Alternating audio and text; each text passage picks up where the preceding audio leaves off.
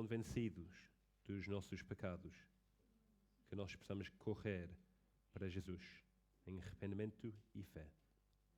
Nós oramos isso em nome de Jesus. Amém.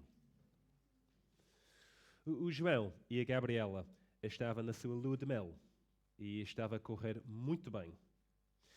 João tinha surpreendido ao levá-la para Santa Lúcia, nas Caraíbas, onde o tempo estava lindo, o mar estava quente, a comida deliciosa e o ambiente super romântico. Foi espetacular.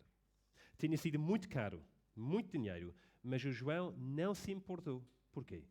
Porque ele a amava. Amava-a muito. No quarto dia, João decidiu fazer alguma coisa especial para a Gabriela. Então, depois do pequeno almoço, ele saiu para organizar as coisas, a surpresa, dizendo a Gabriela que ele ia voltar em breve.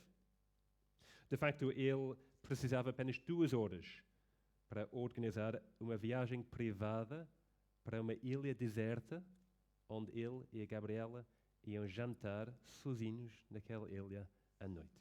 Tão romântico, tão fixe.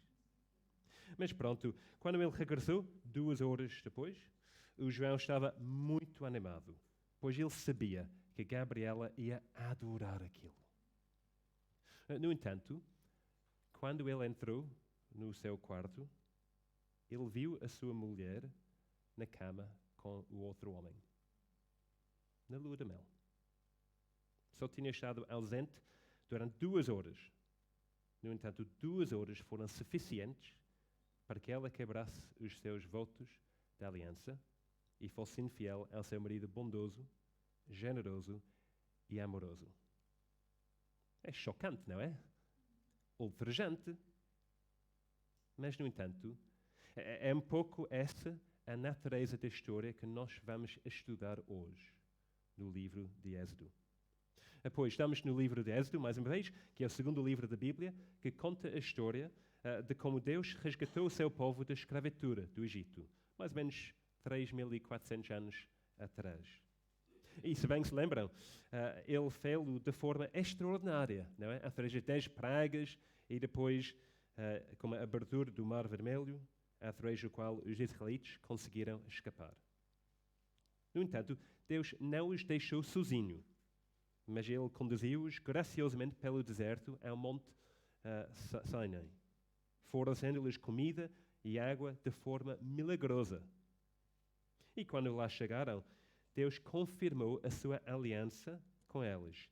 E o povo fez votos, tipo votos do casamento. Eles disseram: tudo o que falou o Senhor, faremos e obedeceremos. No capítulo 24. É como se estivessem casados um com o outro, porque o povo tinha se comprometido exclusivamente com Deus. E Deus tinha prometido que eles seriam o seu povo e que ele seria o seu Deus.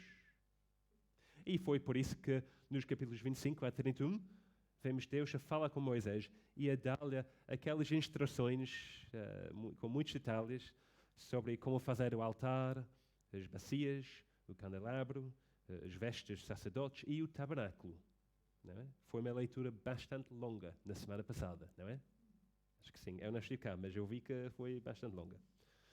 Mas isso aconteceu por quê? Porque Deus tinha decidido que o tabernáculo seria o meio visível pelo qual ele ia habitar com o seu povo. Que era uma boa notícia. Uma boa notícia que Deus Todo-Poderoso, o Salvador, o Criador, se tinha comprometido a estar presente como o seu povo. Mas é aí que nós chegamos ao capítulo 32, que é o capítulo que nós vamos olhar para hoje. Então vamos ler agora Êxodo, capítulo 22,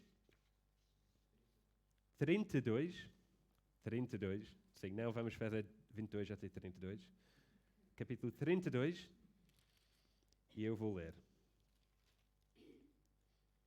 Mas, então Moisés está no monte, a falar com Deus, a receber as instruções para o tabernáculo. Mas, vendo o povo que Moisés tardava em descer do monte, acercou-se de Arão e lhe disse: levante-te, faz-nos deuses que vão adiante de nós.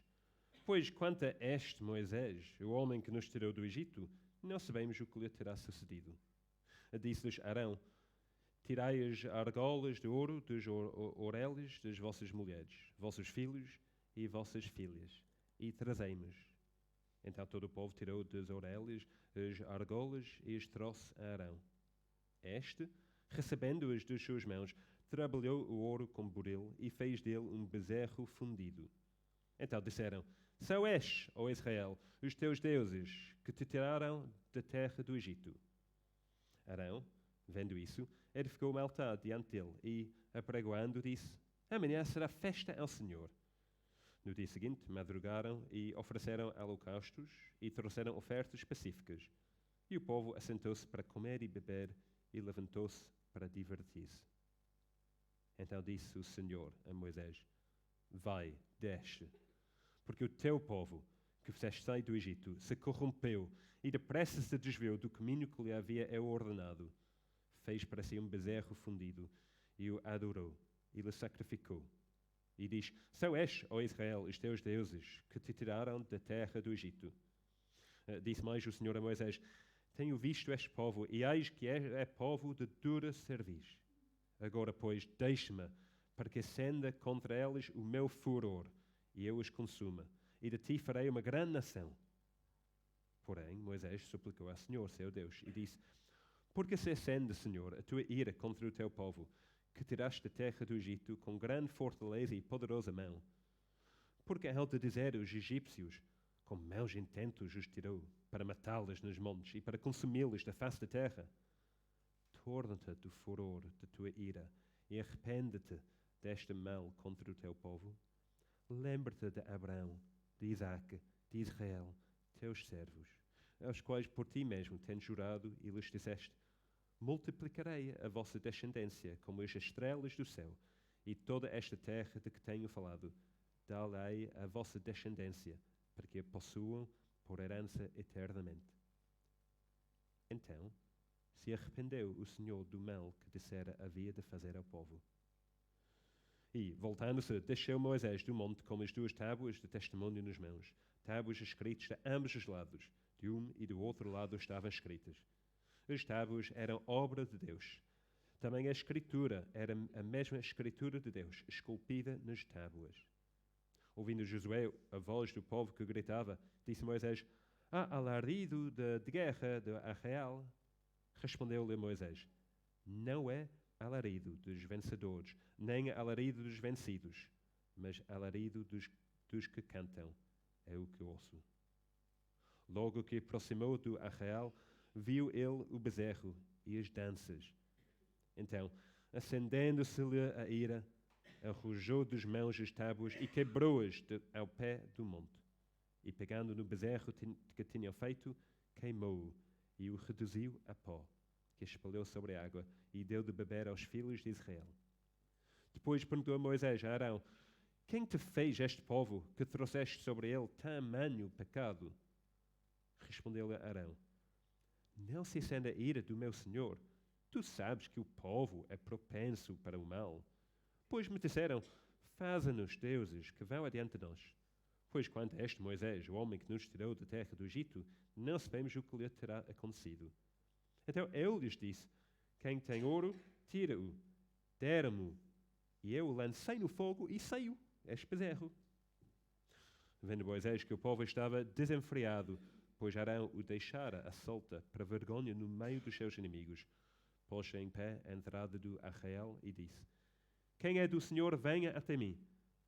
Então se juntaram a ele todos os filhos de Levi, aos quais disse: Assim diz o Senhor, o Deus de Israel: Cada um cinja a espada sobre o lado, passei e tornei a passar pelo arraial de porta em porta, e mata cada um a seu irmão, cada um a seu amigo, cada um a seu vizinho. E fizeram os filhos de Levi, segundo a palavra de Moisés, e caíram do povo, naquele dia, uns 3.000 homens.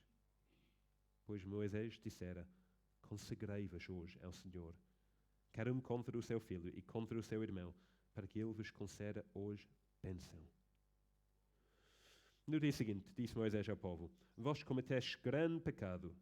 Agora, porém, subirei ao Senhor e, porventura, farei propiciação pelo vosso pecado. tornou Moisés ao Senhor e disse: Ora, o povo cometeu grande pecado, fazendo para si deuses de ouro. Agora, pois, perdoa-lhe o pecado. Ou, se não, risca-me, peço-te, do livro que escreveste. Então disse o Senhor a Moisés: Riscarei do meu livro todo aquele que pecar contra mim. Vai, pois, agora, e conduz o povo para onde te disse. Eis que o meu anjo irá adiante de ti. Porém, no dia da minha visitação, vingarei neles o seu pecado. Feriu, pois, o Senhor ao povo, porque fizeram o bezerro que Arão fabricara. Disse o Senhor a Moisés: Vai, sobe daqui, tu e o povo que tiraste da terra do Egito, para a terra a respeito do qual jurei a Abraão e a Isaac e a Jacó, dizendo: A tua descendência a darei. Enviarei o anjo adiante de ti, lançarei fora os cananeus, os amoreus, os heteus, os fariseus, os heveus e os jebuseus. Sobe para uma terra que mana leite e mel. Eu não subirei no meio de ti, porque és povo de dura cerviz, para que te não consuma eu no caminho. Ouvindo o povo estas más notícias, pôs-se a prantear, e nenhum deles vestiu os seus atavios. Porquanto o Senhor tinha dito a Moisés: Diz aos filhos de Israel: És povo de dura cerviz. Se por um momento eu subir no meio de ti, te consumirei. Tira, pois, de ti os atavios, para que eu saiba o que te hei de fazer. Então os filhos de Israel tiraram de si os seus atavios, desde o monte Horeb em diante. É escandaloso, não é? É uma violação fundamental da aliança que os israelitas tinham feito com Deus. Apenas há algumas semanas atrás. É uma infidelidade flagrante. É adultério espiritual. É rebelião chocante. E isso é a primeira coisa que nós temos que ver. A rebelião chocante do povo escolhido de Deus. Mas porquê? Porquê que o povo de Deus abandonou Deus tão rapidamente e acabou por se curvar perante um bezerro de ouro? Porquê? A resposta está no versículo 1. No versículo 1. Mas vendo o povo que Moisés tardava em descer do monte, acercou-se de Arão e lhe disse: Levanta-te, faz-nos deuses que vão adiante de nós. Pois quanto a este Moisés, o homem que nos tirou do Egito, não sabemos o que lhe terá sucedido. Amigos, Moisés tinha partido apenas algumas semanas atrás. E, no entanto, o povo já se tinha tornado bastante inquieto. Onde está Moisés? Eles perguntavam uns aos outros. Será que ele se perdeu na montanha? Será que ele nos abandonou? Será que ele é morto? Mas em vez de voltarem para Deus com as suas preocupações e inseguranças, eles começaram a entrar em pânico. O que é que vai acontecer conosco agora? Quem é que vai adiante de nós? Quem é que vai nos guiar? Quem é que vai nos ajudar se a água se acabar? Quem é que vai nos sustentar se o maná deixar de vir? Quem é que vai nos proteger das nações ao nosso redor? O que vai acontecer? Está a ver? Ou seja, eles não estão preocupados com este Moisés, no versículo 1. Eles estão preocupados consigo próprios e com o seu futuro. Pois, apesar de tudo que Deus tinha feito por eles e apesar de tudo que Ele lhes tinha proporcionado, eles ainda não tinham aprendido que com Deus eles não precisavam de temer o futuro, porque o futuro estava seguro nas suas mãos. Pois Ele era tudo o que eles precisavam. Ele ia cuidar deles. Mas, em vez de confiarem nas promessas de Deus e descansarem no amor, no seu amor, as suas inseguranças vieram para cima. E no versículo 1, eles juntaram-se à volta de Arão para exigir que ele fizesse deuses para eles seguirem. Ou seja, foi a sua insegurança que os levou à sua idolatria chocante. E muitas vezes é a mesma coisa para nós, não é? Pois, para onde nós viramos quando a vida começa a parecer mais incerta, desconhecida, insegura? Quando enfrentamos problemas da amizade, da escola, problemas conjugais em casa, quando as nossas dificuldades financeiras parecem insuportáveis, Ou quando nós temos demasiadas responsabilidades no trabalho e não vamos conseguir cumpri-las. Quando enfrentamos problemas graves de saúde. Quando nos sentimos tão perdidos, tão receosos, tão sozinhos. Quando não sabemos o caminho para seguir e não temos certeza o que nós devíamos fazer. Para onde é que nos viramos? Seria muito fácil, amigos, dizer que, pronto, nós viramos para Deus, não é? Pois sabemos que Ele é o nosso refúgio, o nosso abrigo, a nossa rocha em tempos difíceis. E é verdade. Mas será que nós viramos para Deus nos momentos incertos? Será que nos viramos para Ele? Ou será que muitas vezes nós viramos para a nossa família, para nos dar o amor que tanto desejamos? Ou para um determinado relacionamento, para que esperamos que vá dar sentido à nossa vida mais uma vez? Ou para os nossos sucessos académicos ou profissionais, que pensamos que nos terão segurança diante do desconhecido? Ou será que nós procuramos simplesmente a força dentro de nós para lidar com o futuro e as inseguranças? Estão a ver? Ou seja, as nossas inseguranças podem não nos levar a curvar-nos diante de um bezerro de ouro, mas muitas vezes elas levam-nos a depositar a nossa confiança em coisas que não são Deus e que, portanto, não conseguem suportar o fardo que tentamos colocar nelas. Isso é tolice. Uma tolice. É tão insensato como o que os israelitas estavam a fazer aqui em Êxodo 32.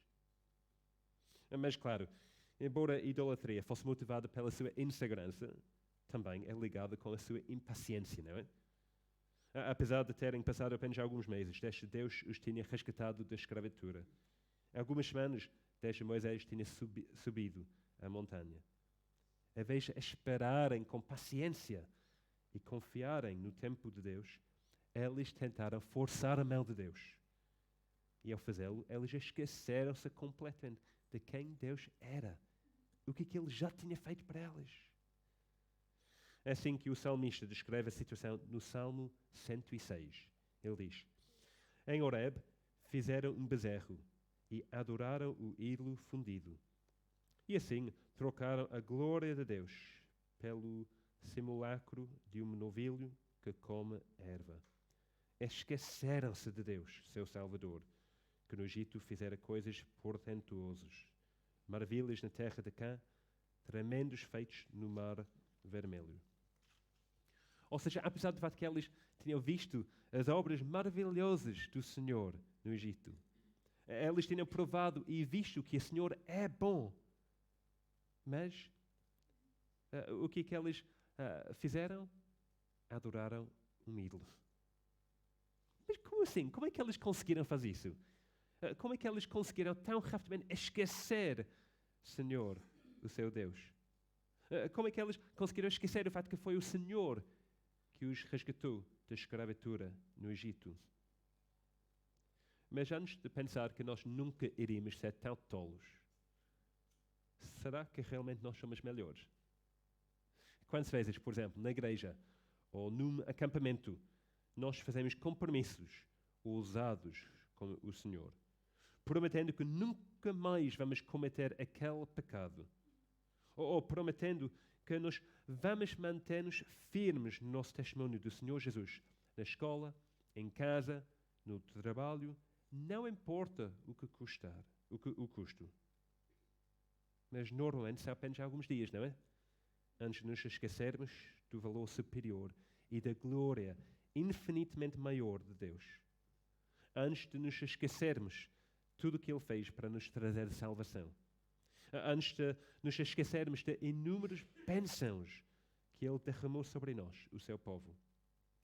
São apenas alguns dias até nós quebramos as promessas que nós fizemos com Ele. Acreditando na mentira que diz que se nós queremos a verdadeira segurança, a verdadeira felicidade, a verdadeira satisfação, então nós precisamos de encontrar em algo que não seja Deus. Isso é triste, é trágico, é chocante. Mas isso é o porquê da idolatria. Porquê? Insegurança, impaciência, esquecimento de quem Deus é. Mas que tal o quê da idolatria? O quê? Versículo 2, mais uma vez, disse-lhes Arão, tirei as argolas de ouro dos oreles de vossas mulheres, vossos filhos e vossas filhas, e trazei-mos. Então, todo o povo tirou dos oreles as argolas e as trouxe a Arão. És, recebendo-as das suas mãos, trabalhou o ouro com buril e fez dele um bezerro fundido. Então disseram, são estes, ó Israel, os teus deuses, que te deram da terra do Egito. Arão, vendo isso, edificou um altar diante dele e, apregoando, disse, amanhã será festa ao Senhor. Do dia seguinte, madrugaram e ofereceram holocaustos e trouxeram ofertas específicas. E o povo assentou-se para comer e beber e levantou-se para divertir-se. Amigos, sabe que vocês conseguem ver quão ofensivo isso é para Deus? É infidelidade. Primeiro, considera o ouro. O ouro, não sei se vocês se lembram, o ouro foi uma benção de Deus para o seu povo quando ele os resgatou do Egito no capítulo 12. Mas agora, versículo 4, estava a ser usado para fazer um ídolo que ia representar os deuses. Quem? Os deuses que resgataram o povo de Deus. É chocante. É uma tentativa chocante de roubar a glória que pertence ao Senhor. Mas depois, considera o próprio bezerro de ouro.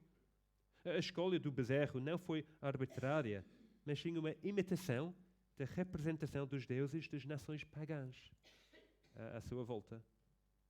Depois, versículo 5, temos a proclamação de uma festa ao Senhor. Aquela palavra, Senhor, ou seja, Yahweh, o Deus da aliança.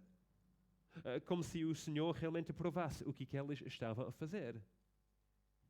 Então estão a ver, Arão não estava simplesmente a tentar substituir Deus pelos deuses pagãos. Pelo contrário, ele estava a tentar misturar o verdadeiro adoração a Deus com a religião pagã. Ele estava a tentar remodelar Deus à imagem da sua cultura, para que fosse mais do agrado do seu povo. Mas é um problema com isso. O povo estava muito contente, pois, embora quisessem um Deus para adorar, eles queriam-no nos seus termos, não é? Ou seja, é por isso que eles podiam oferecer holocaustos e ofertas específicas, versículo 6, no dia seguinte, antes de se divertirem, que é um eufemismo para atividade sexual, orgiástica. É que eles queriam as bênçãos de Deus, mas também eles queriam as prazeres de indulgência. Eles queriam o perdão de Deus, mas eles não queriam obedecer a Deus. Eles queriam a presença de Deus, mas apenas uma versão reduzida dele.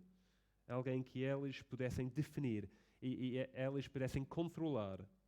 Ou seja, eles queriam um Deus da sua própria imaginação. Que é muito semelhante hoje em dia, não é? No século XXI. Na semana passada, no fim da semana passada, eu estava a falar com alguém que disse-me que, embora ele não fosse cristão, ele sabia que devia haver algum tipo de superpoder, um poder divino por aí. Tem que haver. Mas para ele, este superpoder, este poder divino, era bom, mas muito impessoal. Para ele, todas as religiões do mundo apontavam para este Deus. Então, todos nós, qualquer religião, estávamos a apontar para o mesmo Deus. É tudo igual. O fato que ele não tem bases sólidas para pensar assim, ou seja, quando eu perguntei porquê tu achas isso, ele disse, não sei, é só o que eu acho, o que eu gosto de pensar sobre Deus. Mas amigos, e vocês, espero que vocês saibam disso, eu amo-vos. Vocês sabem, eu amo-vos. Muito. E é por causa disso que quero mesmo dar-vos um conselho. Ok? Estão a ouvir? Este é o conselho. Cuidado com quem começa uma frase com gosto de pensar que Deus é. Ou eu não consigo acreditar num Deus que. Ou para mim, Deus é. Cuidado. Cuidado, cuidado, cuidado. Para mim, Deus é. Não. Não importa o que Deus é para ti, de uma maneira subjetiva, nós importamos com quem Deus é. Não é para modelar Deus a nossa imagem, os nossos gostos. Não é. Então, cuidado quando as pessoas dizem, para mim, Deus é. Eu gosto de pensar que Deus é. Deus não é definido por aquilo que nós achamos que Ele deve ser. Deus é quem Ele é. Lembre-se no Êxodo do seu nome. Eu sou quem eu sou. Para esquecer isso é, como Calvino disse, uma loucura monstruosa misturada com uma estupidez. Palavras fortes, não é? No entanto, o povo de Deus tinha se esquecido disso. Tinha trocado, como diz o Salmo, a glória de Deus pelo simulacro de um novilho que come erva. Era uma loucura, estupidez e uma decisão mortal.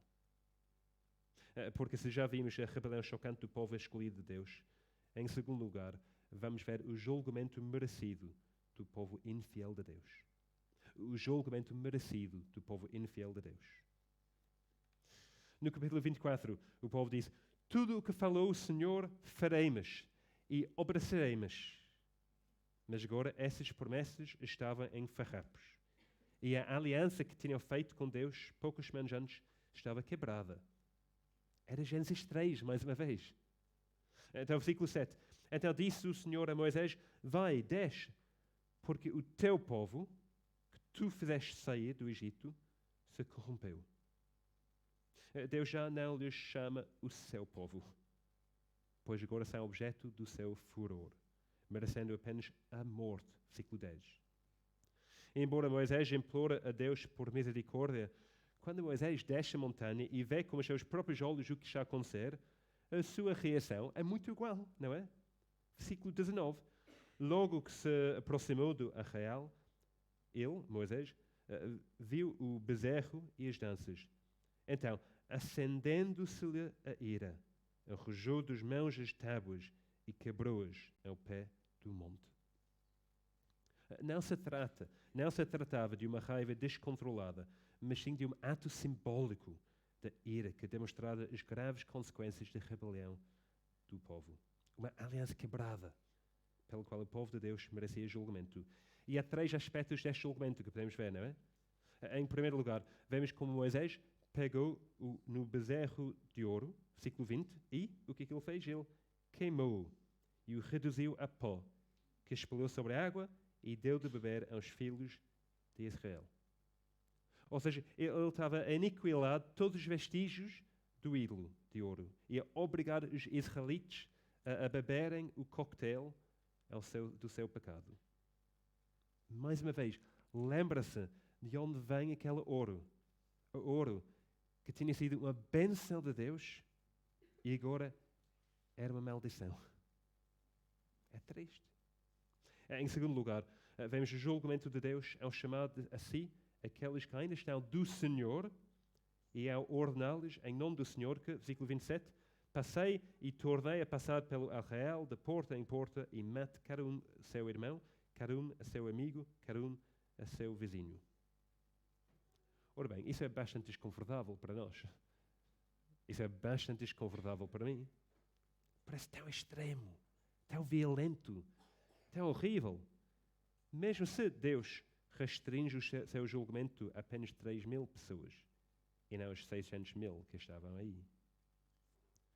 Mas a razão pela qual parece tão extremo para nós é porque nos esquecermos da seriedade, da gravidade do pecado. Ou seja, muitas vezes nós não vemos o problema do pecado como um problema fatal, um problema mortal, mas como um problema pequeno. E é por isso que às vezes nós cedemos a ele, a pecado. Outras vezes desculpámo-lo. Outras vezes até o abraçamos. Mas não é assim que Deus vê pecado. Pois Deus é santo, perfeitamente santo. E por isso ele não pode ter nada a ver com pecado, pois o pecado é uma abominação a ele. Ou seja, para Deus, pecado é um problema grande, porque o salário do pecado é a morte. Então estão a ver, quando estamos a ler estes versículos, não é suposto sentirmos-nos confortáveis com o julgamento de Deus? Claro que não. É horrível, é assustador. Mas também não é suposto sentirmos-nos surpreendidos por Ele.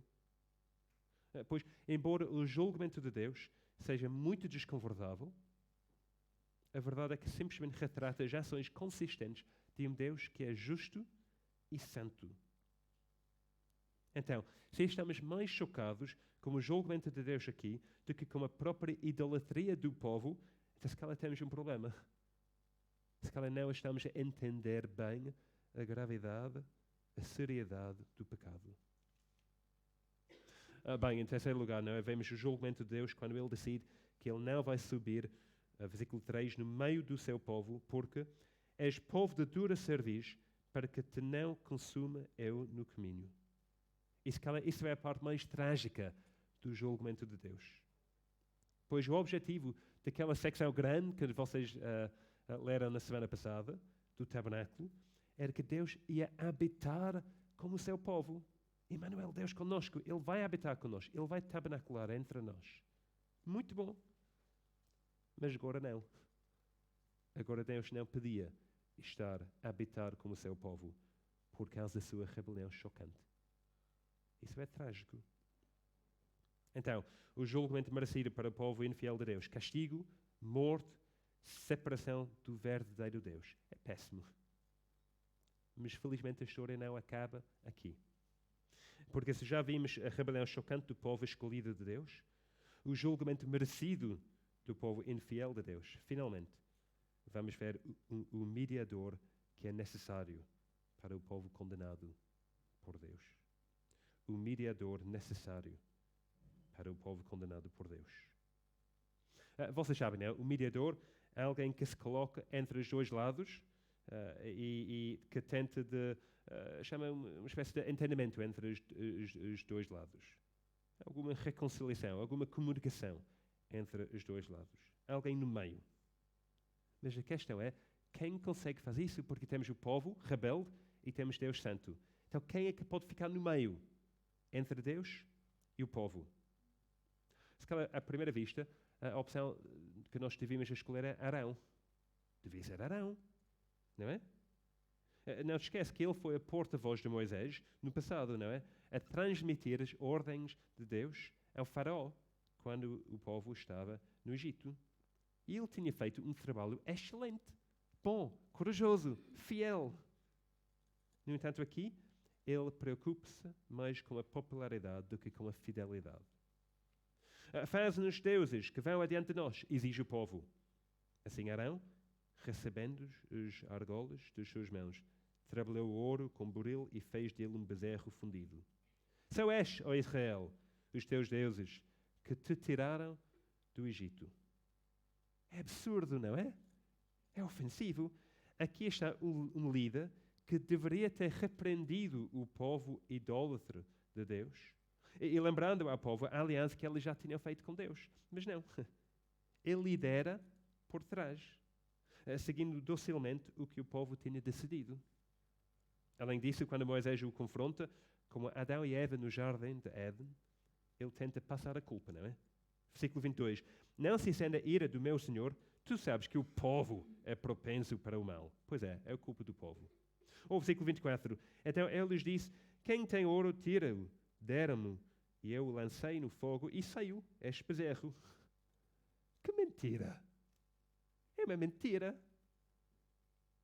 O bezerro não simplesmente saiu, ele fez o bezerro. É escrita 3 vezes, ele fez. Que mentira. Ele está a tentar dizer, não é minha culpa, eu não fiz nada errado, é culpa do povo. Não. Também é a culpa do povo, mas também é a culpa de Arão. Ele falhou completamente. Ele não pode ser o mediador, porque ele faz parte do povo rebelde. Mas se não é Arão, então é Moisés, não é? Moisés, parece uma boa ideia. No passado, Moisés não queria esse papel, que é a razão pela qual ele precisava de ajuda de Arão. Mas aqui parece que Deus quase provocou-o para se tornar o mediador. Ou seja, olha para o versículo 10, é bastante interessante. Deus está a provocar a Moisés de ser o mediador. Versículo 10. Agora, Deus diz, pois deixa-me para que se acenda contra eles o meu furor e eu os consuma, e de ti farei uma grande nação. É como se Deus estivesse convidado Moisés a não o deixar em paz, para que o seu furor não acende contra o seu povo. E Moisés percebeu isso e obedeceu, respondeu bem. Primeiro, lembrando a Deus o seu relacionamento com os israelitas. Eles são o teu povo, Deus. Versículo 11. Depois, lembrando a Deus a sua própria reputação junto das outras nações. Versículo 12. E, finalmente, lembrando a Deus as suas próprias promessas. Versículo 13. E funcionou. Funcionou. Versículo 14. Então se arrependeu o Senhor do mal que dissera havia de fazer ao povo. Ou seja, Moisés conteve a justa ira de Deus. Porque apesar de 3.000 homens terem morrido, o resto do povo não. Mas Moisés sabia que isso não era o fim. A justiça de Deus significava que um dia o resto do povo também ia ser julgado. E é por isso que no versículo 30, lemos que ele voltou à montanha e suplicou a Deus mais uma vez pelo povo. Então, versículo 31. Ora, o povo cometeu grande pecado, fazendo para si deuses de ouro. Agora, pois, perdoa-lhe o pecado, ou senão, risca-me, peço-te, do livro que escreveste. É uma oração ousada, que basicamente pede a Deus para castigar Moisés em vez do seu povo. Mate-me a mim, Deus, e não a eles, por favor. Deixe-me ser o sacrifício expiatório que vai salvar o teu povo, por favor. Mas aqui temos uma surpresa, porque muitas vezes nós temos esta substituição, não é? Mas o que Deus disse aqui? Deus rejeitou esta troca entre Moisés e o povo. Ele recusou que Moisés tomasse o lugar do seu povo. Versículo 33. Então disse o Senhor a Moisés: riscarei do meu livro todo aquele que pecar contra mim. Vai, pois, agora e conduz o povo para onde te disse. Eis que o meu anjo irá adiante de ti, porém, no dia da minha visitação, vingarei neles o seu pecado. Ou seja, o povo precisava de um mediador. E Moisés fez esta função, este papel, mais ou menos, não é? Mais ou menos. Mas mesmo Moisés, o grande Moisés, o Moisés que tinha tirado o povo de Deus da escravatura no Egito, aquele que tinha recebido a lei de Deus na montanha, esse Moisés não era suficiente para expiar o pecado do povo. Então, onde estava a sua esperança? Onde está a nossa esperança? Não está Moisés. Pois a realidade é que eles precisavam de uma aliança melhor. Uma que não dependesse da obediência deles à lei de Deus, porque, como vemos, o povo de Deus não é capaz de cumprir a lei. Além disso, eles precisavam de um sacerdote melhor do que Arão, que não vai liderar por trás, remolando Deus de acordo com os seus desejos e a sua cultura, mas que ia permanecer firme, que ia ensinar a verdade, que ia conduzir o povo de Deus à santidade.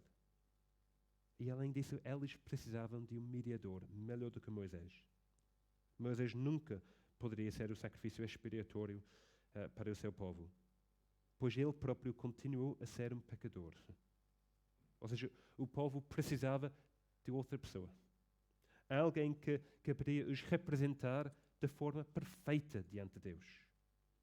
Mas também alguém que ia ser capaz de tomar o seu lugar para sofrer o castigo que eles merecem, porque eles podiam ser perdoados.